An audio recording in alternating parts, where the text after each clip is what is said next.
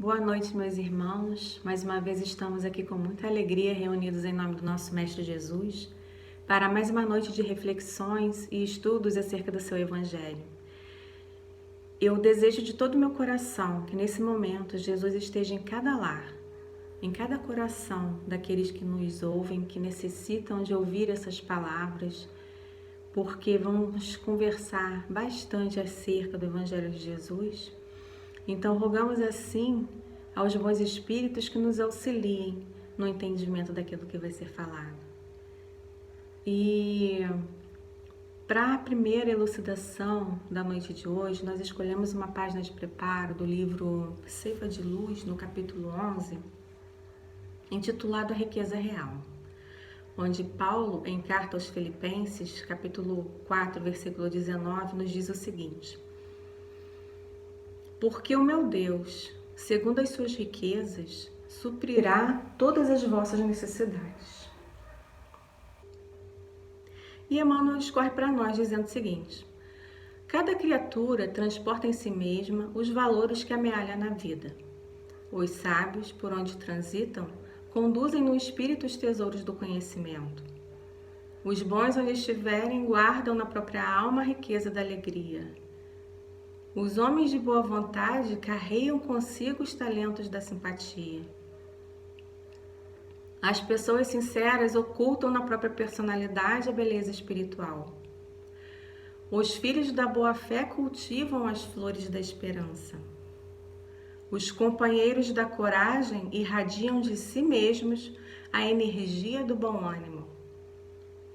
As almas resignadas e valorosas se enriquecem com o dom das experiências. Os obreiros da caridade são intérpretes da vida superior. A riqueza real é atributo da alma eterna e permanece incorruptível na alma daquele que a conquistou. Por isso mesmo, reconhecemos que o ouro, a fama, o poder, a autoridade entre os homens são meras expressões de destaque efêmero, valendo por instrumentos de serviço da alma no estágio das reencarnações. Demasiado será sempre aquele que indisciplinadamente disputa as aflições da posse material, olvidando que há 1000 caminhos sem sombras para buscarmos, com o próprio coração e com as próprias mãos, a felicidade imperecível. A responsabilidade deve ser recebida, não provocada. Muitos ricos da fortuna aparente na terra funcionam na posição de verdugos do Cristo, sentenciado à morte entre malfeitores. Entretanto, o Divino Mestre, com as simples traves da cruz, produziu, usando o amor e a humildade, o tesouro crescente da vida espiritual para os povos do mundo inteiro. Emmanuel. Então, já nessa primeira reflexão da noite, nós percebemos quais são os tipos de riquezas que nós precisamos angariar, né? E aí nós vamos agradecer agora ao nosso Pai por mais essa oportunidade de aqui estarmos. Nós pedimos, Senhor, que Tu possas abençoar o nosso planeta, que Tu possas abençoar a cada um de nós nesse momento. Nós Te agradecemos, Pai, pelo pão em nossa mesa, pelo agasalho que nos aquece, pelo teto que nos protege, pelo pão de cada dia e pelo pão da alma. Nós suplicamos, Mestre, o Teu olhar de misericórdia por sobre todos nós, que somos todos necessitados do Teu amor e da Tua misericórdia. Que a nossa Mãe Maria possa sempre nos amparar, nos colocar em seu colo materno, para nos acalentar nos momentos mais difíceis da nossa caminhada. Então fica conosco, Senhor, e através de seus prepostos divinos, dos nossos mentores, dos nossos anjos guardiões, que eles possam nos inspirar, que eles possam estar conosco, nos abrindo a mente para o entendimento acerca do estudo de hoje. Que assim seja, graças a Deus. Então, meus irmãos, o estudo de hoje é sobre uma parábola chamada Parábola do Tesouro Escondido, que nos diz o seguinte: o reino dos céus é semelhante a um tesouro escondido num campo. Um homem o acha e o torna a esconder. E na sua alegria vai, vende tudo que possui e compra aquele campo. Essa parábola ela está descrita em Mateus capítulo 13, versículo 44, né? E embora nas palestras anteriores já tenha sido colocado o que é parábola, vou fazer um breve relembrar, só para a gente poder fixar bem o que é uma parábola. Até porque pode ter pessoas que estão chegando agora que não assistiram as palestras anteriores, né? Então, parábola, segundo o nosso dicionário, é uma narrativa alegórica para explicar algo de cunho moral, que é utilizado através de contos, histórias do nosso cotidiano, fazendo uma comparação. Né? Então, Jesus nos falava por parábolas, porque naquela época nós éramos pessoas de muito difícil entendimento, né?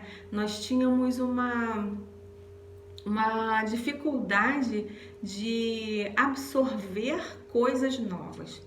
Então, não adiantava o mestre chegar lá e falar diretamente para nós sobre como nós chegamos no reino de Deus, fazendo coisas que as pessoas não entenderiam. Então, o mestre, como era um pedagogo divino, ele usava de parábolas, de comparações do cotidiano daquelas pessoas, para poder fazer com que nós, que éramos aquelas pessoas ou de outrora, entendêssemos aquilo que ele veio nos trazer, a mensagem que ele veio nos colocar.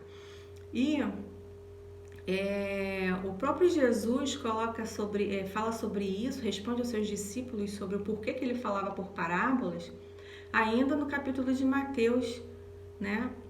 No capítulo 13, versículo 13 e 14. E ele diz o seguinte: por isso lhes falo por parábolas, porque eles, tendo olhos, não veem, tendo ouvido, não ouvem e nem compreendem. E neles se cumpre a profecia de Isaías, que diz: ouvindo, ouvireis, mas não compreendereis, e vendo, vereis, mas não percebereis.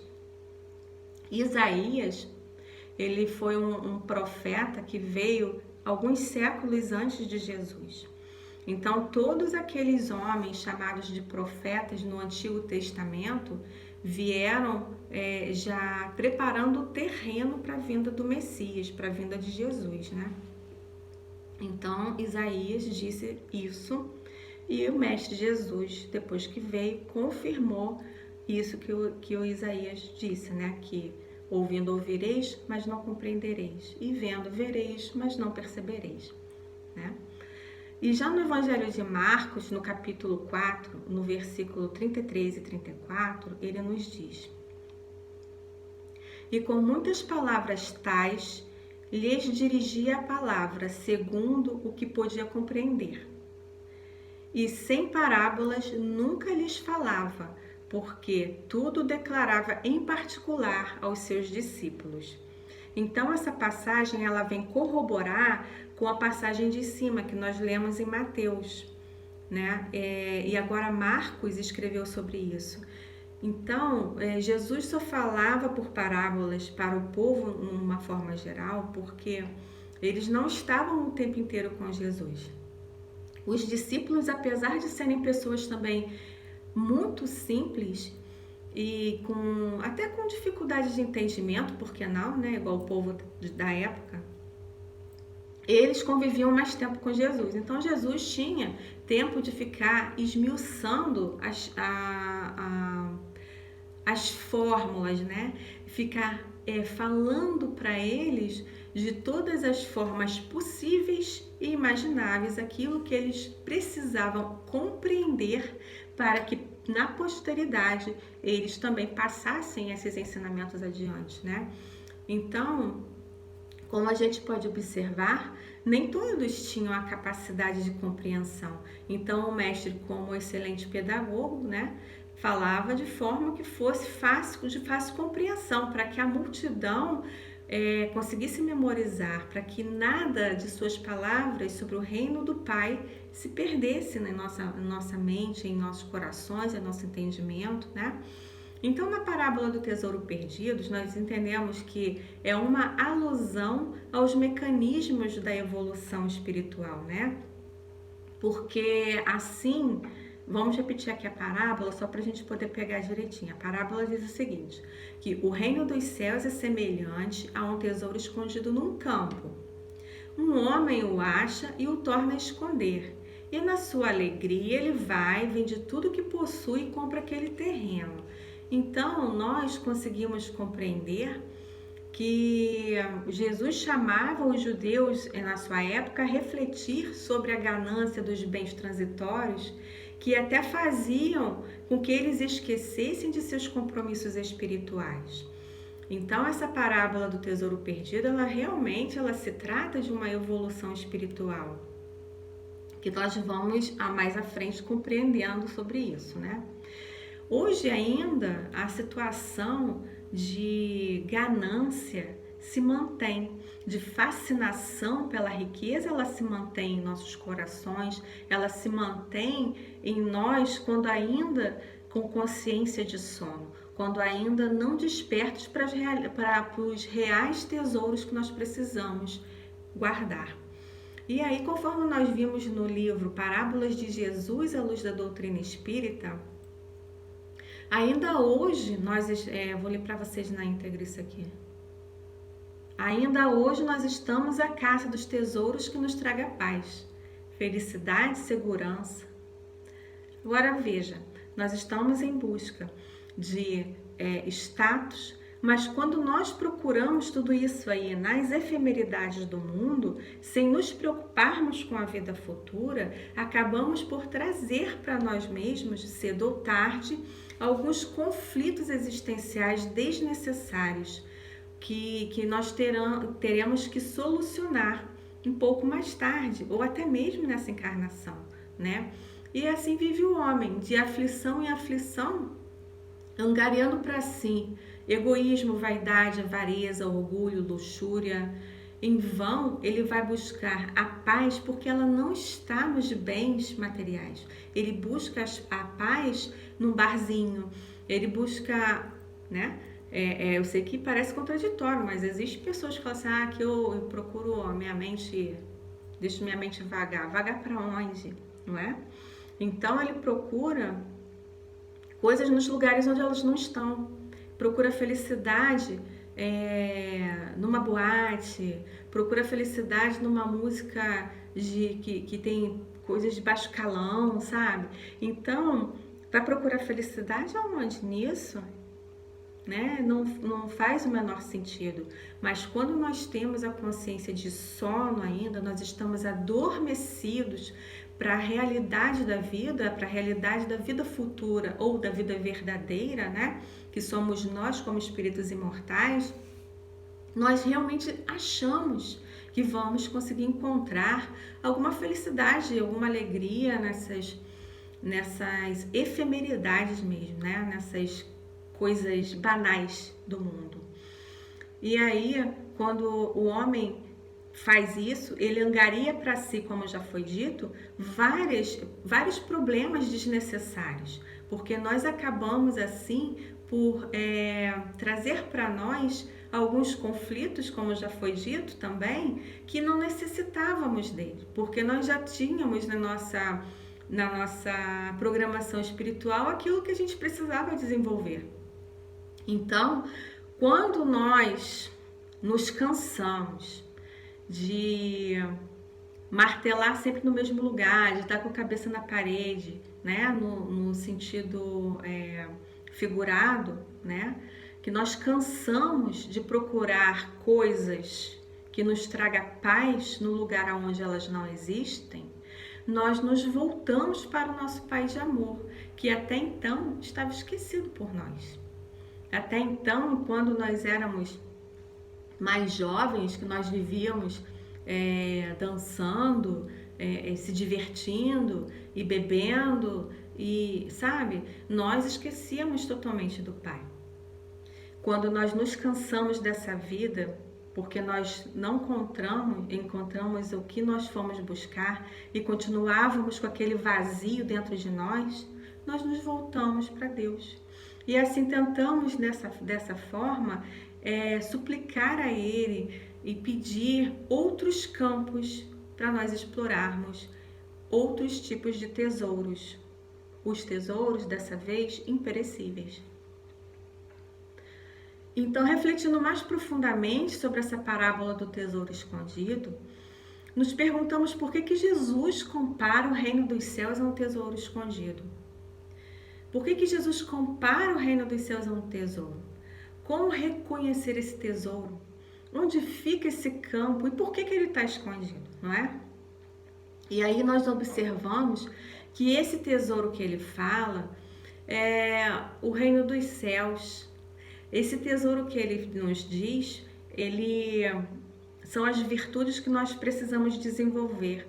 Então, como Jesus já tinha nos falado que o reino dos céus está em nosso coração, nós não o vemos porque ainda não temos olhos de ver, nós ainda temos dificuldades de olhar para dentro de nós.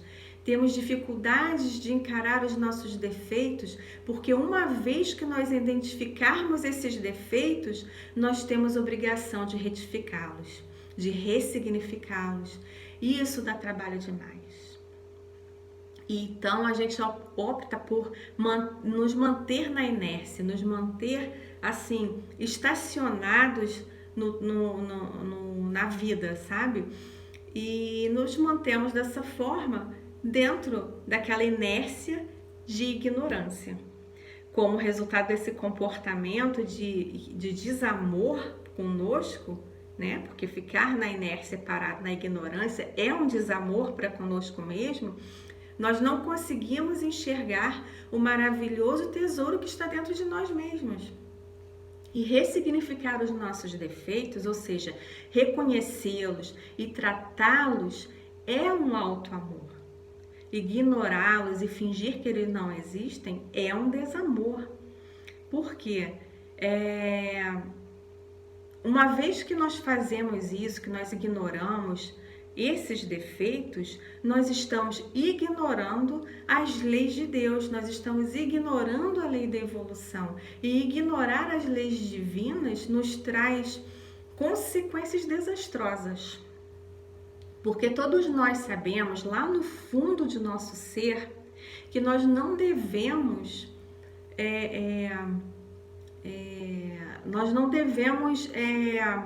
ignorar essas leis, nós não devemos transgredir essas leis divinas. Essas leis divinas, nós todos sabemos quais elas são, porque estão gravadas dentro de nós. Antes de nós nascermos, de nós virmos nas primeiras encarnações como homem, né, como ser humano, como o ser humano mais evoluído, digamos assim, nós fomos gravados em nosso perispírito com essas leis divinas. Então, não existe quem não conheça essas leis. Nós podemos não verbalizar, como, por exemplo, os primitivos, os homens das cavernas, aquelas tribos indígenas que ainda existem, mais antiquadas, mais arraigadas na cultura deles, que nunca nem viu o homem branco, vamos dizer assim. Eles fazem reverência ao trovão, eles fazem referência ao sol, à chuva, ao vento. Por que eles fazem essa reverência, né? Reverência a esses fenômenos? Porque eles sabem que vem de algo além deles, que é algo que é além do conhecimento deles, mas que vem de cima para baixo, que é algo divino. Então, todos nós sabemos o que é o certo e o que é o errado, porque está dentro de nós gravado o nosso perispírito. Então daí o tesouro da parábola não está propriamente escondido. Nós é que ainda não temos olhos de ver, nós é que ainda não nos achamos capacitados para essa percepção. Então, quando nós conseguimos compreender que esse tesouro é encontrado por nós, quando decidirmos, no caso, olharmos para o nosso interior, nós vamos encontrar esse tesouro. Ora, esse tesouro que está dentro de nós precisamos realmente nos autoanalisar para poder saber onde é que ele está no campo do nosso coração, né? No terreno do nosso coração. Então, nós conseguimos compreender que esse tesouro, ele apenas será encontrado quando nós decidirmos fazer essa autoanálise, né? Fazer esse reconhecimento, fazer essa sonda no nosso interior. Então, esse tesouro escondido, ele vem nos mostrar que a jornada evolutiva do homem encarnado pode ser esse campo. Essa parábola nos mostra que se o homem está encarnado, é no campo das experiências que esse tesouro vai estar. No terreno do nosso coração, mas no campo das experiências. Então, há necessidade de um esforço contínuo. Há necessidade de nós sairmos da nossa zona de conforto e seguirmos sempre em frente. Porque quando se procura um tesouro, nós nos esforçamos ao máximo em estudar os mapas que nos levarão a ele com maior facilidade. E assim nós acabamos por despertar a nossa consciência moral. Por quê? Não é qualquer tesouro que nós procuramos. Então, quando nós falamos de tesouro, nós falamos de algo valioso, né? Então, esse tesouro que nós procuramos são as virtudes da alma. E aí nós desenvolvemos também o nosso lado intelectual, porque nós precisamos da intelectualidade para compreender os mecanismos que nos levarão a tal empreitada de procura a esse tesouro, né? E aí, dessa forma, nós vamos erguendo as duas asas que nos faz alçar voo, que é a asa da moral e a asa da intelectualidade, né? Porque não precisa do outro, porque perceba, nós temos ali um tesouro escondido. Aí nós nos interessamos em procurar esse tesouro. Para que nós procuremos esse tesouro, nós vamos colocar a nossa vontade em ação. Começa por aí. Nós vamos sair da inércia, nós vamos colocar a nossa vontade em ação. Nós vamos precisar de um mapa. E o mapa, nesse sentido, é o Evangelho de Jesus, que ele vai nos mostrar onde é que esse tesouro está. Então, para que nós consigamos entender esse mapa, nós precisamos também despertar o nosso lado intelectual. Mas, para compreender onde e no terreno em que esse tesouro está, que é no nosso coração, nós precisamos desenvolver o nosso lado moral. Então, nós erguemos as asas da moral e da intelectualidade para que nós consigamos alçar voo, né? Então, em Mateus, capítulo 6, no versículo de 19 a 21, eu vou ler na íntegra para vocês. O mestre nos diz o seguinte: não junteis tesouros na terra, onde a ferrugem e a traça os consomem, e os ladrões desenterram e roubam, mas acumulai para vós tesouros no céu, onde não consomem a ferrugem e a traça, e onde os ladrões não os desenterram e nem roubam, porque onde está o seu tesouro, aí também está o seu coração. Então, já tem uma dica aí que Jesus nos deixou, que nós não precisamos juntar, angariar esses tesouros de riquezas materiais, porque nós não vamos levar. Tudo aquilo que nós recebemos quando viemos para cá, aqui vai permanecer quando nós nos formos. Então, nós trazemos, vamos dizer assim, uma maleta quando nós encarnamos.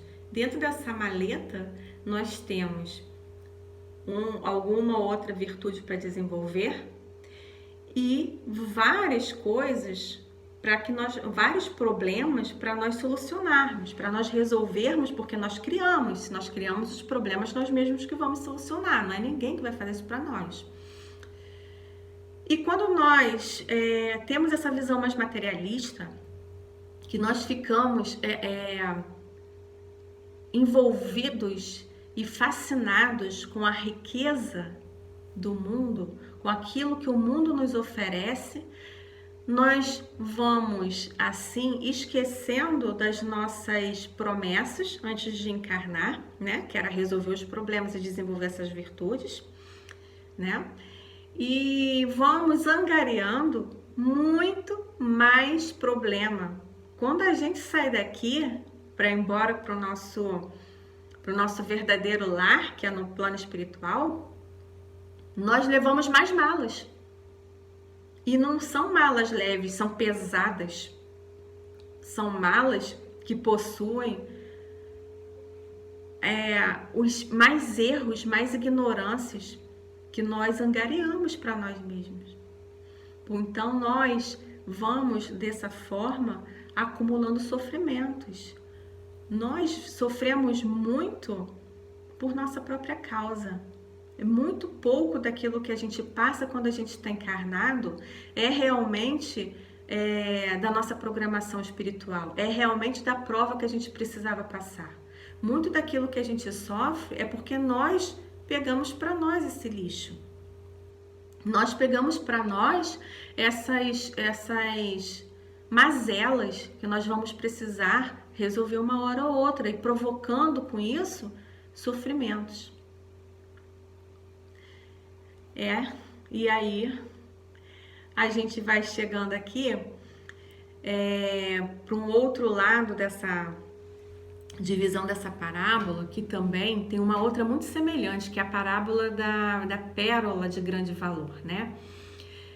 Que Jesus compara o reino dos céus a uma pérola de grande valor que um comerciante acha e vai com alegria também, vende tudo aquilo que tem para poder possuir aquela pérola. É uma parábola muito semelhante à parábola do tesouro escondido, porque nós conseguimos observar que tanto o homem que desenterra o tesouro, como o comerciante que consegue encontrar a pérola, eles abrem mão de tudo aquilo que eles têm de valor material para poder obter aquele terreno, para poder obter aquele tesouro, que vale muito mais do que tudo aquilo que eles tinham. Por isso eles vendem tudo. E também essas duas parábolas, o mestre nos mostra a felicidade de quem encontra tais riquezas através do trabalho e do autoconhecimento, ou seja, através do esforço contínuo e do auto-amor que nos ajuda a olhar para dentro de nós. Em ambas as parábolas, ele nos mostra a transformação espiritual através das aquisições de virtudes, né? E sobre o autoconhecimento, a nossa veneranda Joana de Ângeles, a guia espiritual de Divaldo Franco, ela vem nos enfatizar no livro Conflitos Existenciais o seguinte: é provável que muitos indivíduos aspirem ao não sofrimento, que se deriva da autoconsciência, preferindo as noites dormidas longamente, sem sonhos catárticos, representativos dos conflitos que estão sendo eliminados. Só nessa frase primeira, né, nessa parte primeira, nós conseguimos identificar que a Joana de Ângeles nos diz que todos nós preferimos as facilidades da consciência de sono. Porque enquanto nós não despertamos essa nossa consciência para as realidades da vida, nós não fazemos a catarse, nós não fazemos aquela renovação dos nossos conflitos que nós precisamos resolver, dos nossos conflitos internos. né? Então nós precisamos trabalhar isso. E ela continua dizendo: em consequência, não teriam ideia do seu próprio estado, por falta da autoconsciência, dessa incomparável capacidade de estabelecer metas. Ou seja, aqueles de nós que preferem ficar dormindo ao invés de despertar para a realidade da vida, também não consegue ter a autoconsciência que vem nos capacitar para nós nos movimentarmos e fazermos o movimento de renovação interna, que é justamente nós traçarmos metas. Porque quando nós conseguimos despertar a nossa consciência, por um momento que seja, nós traçamos metas. Não aquelas metas que nós traçamos todo final de ano, que nós prometemos, 2022 agora eu vou emagrecer, eu vou fazer dieta, eu vou cuidar da saúde, eu vou caminhar. Não é esse tipo de meta. Esse tipo de meta é muito válido, sim. Mas é o tipo de meta a longo prazo. É o tipo de meta que nós vamos ver que vai despertar em nós algo benéfico que vai ficar para sempre, que vai ficar em nós como espíritos imortais. Em suma, né? Falando ainda desse autoconsciência que a Joana de Ângeles vem nos trazer. Esses indivíduos são aqueles que têm a consciência ainda adormecida, porque preferem a inércia a ter que sair da zona de conforto e olhar para dentro de si, fazendo sua autoanálise, enfrentando e ressignificando seus próprios defeitos.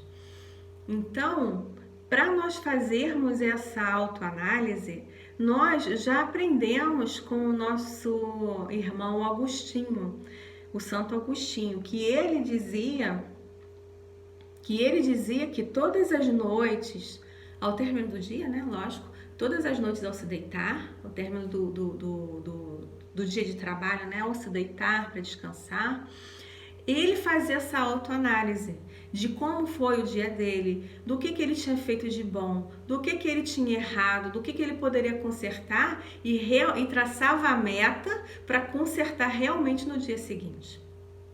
Isso é uma consciência desperta. E cada vez que nós nos propomos a fazer essa meta de autoanálise conosco, nós vamos aos pouquinhos despertando essa nossa consciência de sono para poder encontrar aquele tesouro que nós estamos procurando, aquele tesouro que nós vamos precisar dele realmente, que nós vamos levá-lo conosco, né?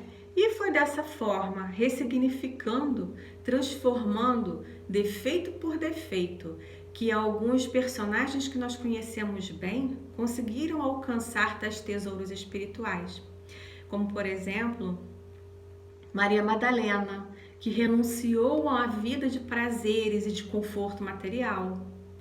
Saulo de Tarso, que mudou a sua atitude e se transformou em Paulo de Tarso, mudou de perseguidor do Cristo a colaborador do Cristo nas portas de Damasco, né? Então ele se entregou totalmente a Cristo.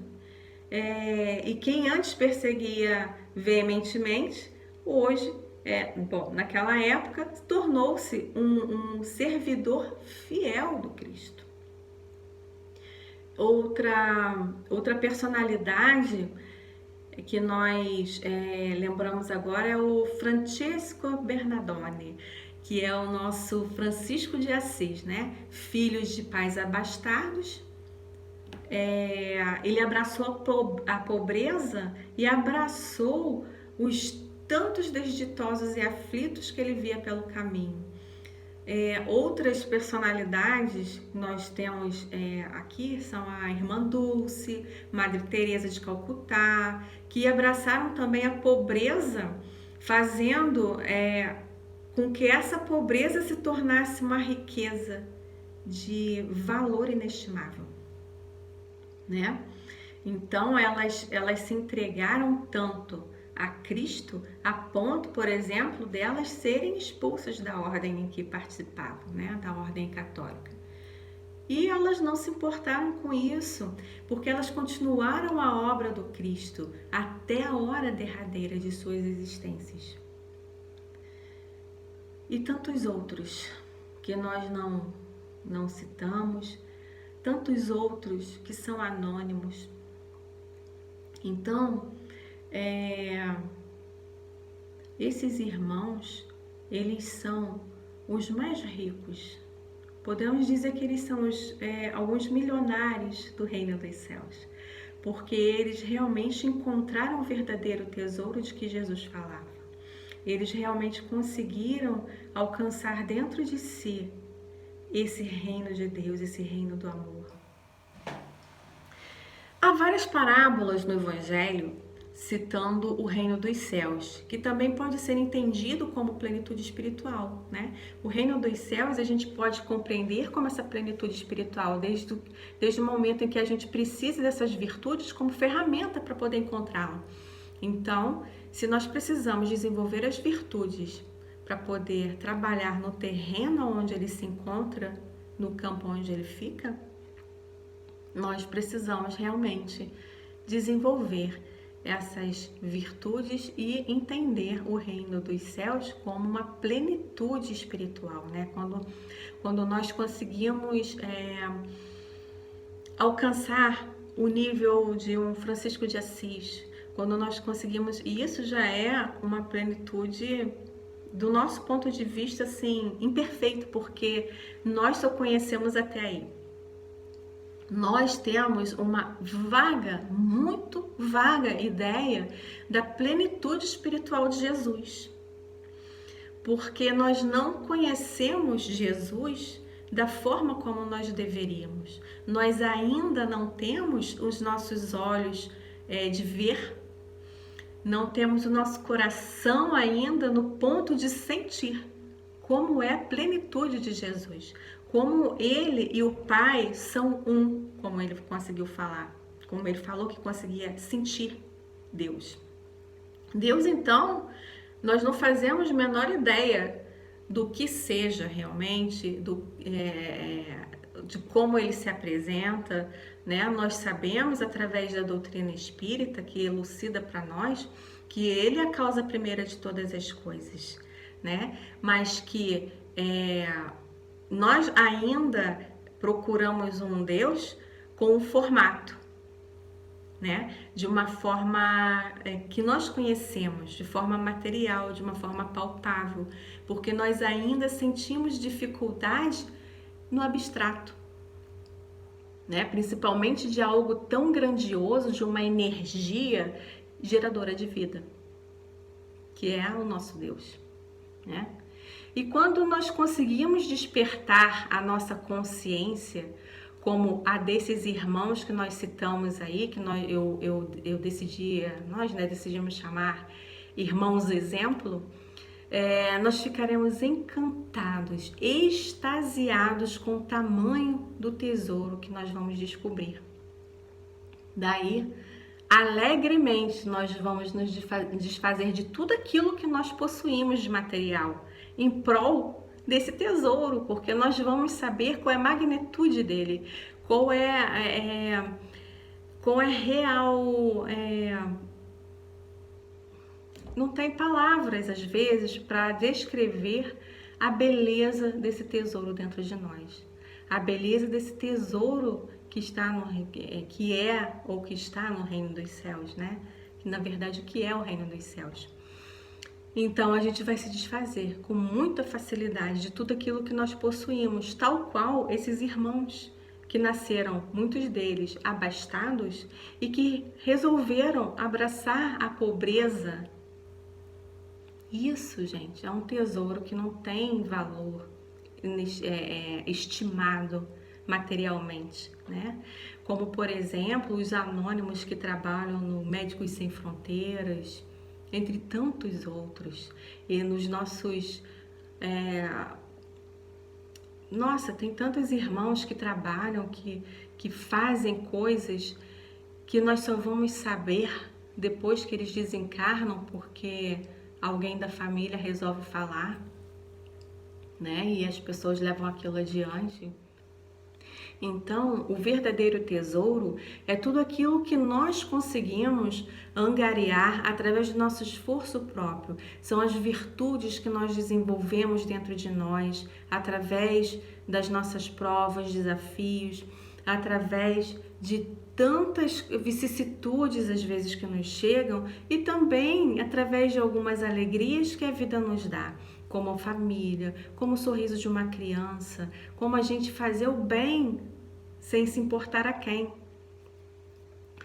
E aí, nós, com a nossa consciência desperta, como estávamos falando, nós vamos vender, né, como o homem que encontrou o tesouro e como comerciante que encontrou a pérola, nós vamos com muita alegria vender, entregar tudo aquilo que nós possuímos de material para que nós consigamos comprar o terreno aonde está o tesouro que nós queremos realmente.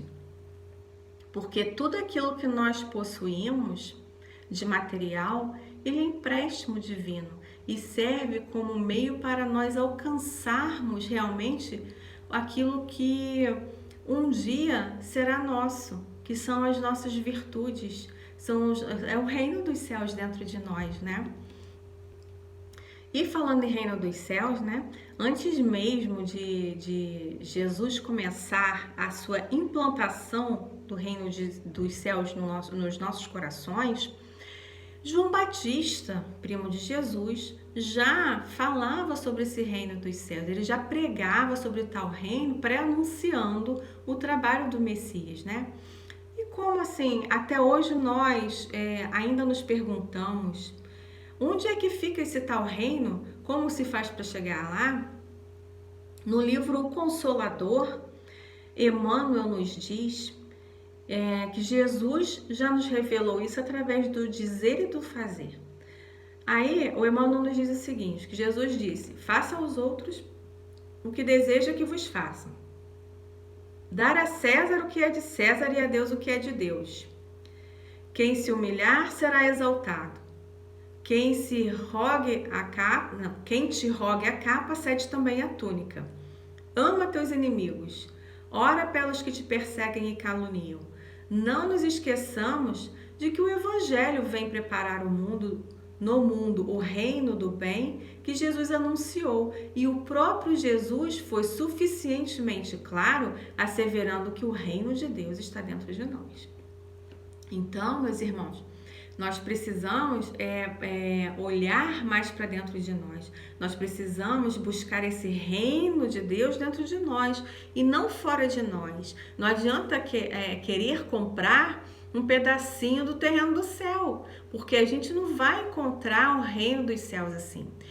Jesus, como Emmanuel colocou muito bem aqui para nós, que isso foi só uma pincelada daquilo que Emmanuel falou no Consolador, ele vem nos dando passo a passo de como nós fazemos para poder conseguir enxergar um pouco desse reino dos céus, para que nós consigamos nos direcionar no caminho aonde nós vamos, ao final, encontrar esse tesouro, né? Então, o reino de Deus está dentro de nós. No livro Boa Nova, Jesus dizia a Pedro assim, o reino do céu no coração deve ser o tema central de nossa vida, tudo mais é acessório. Então, ele nos deixa claro que o nosso foco maior quando nós encarnamos é fazer emergir esse reino de Deus de dentro de nós. Pois se ele está em nosso coração, como o mestre mesmo colocou, nós já o trazemos dentro de nós de longa data.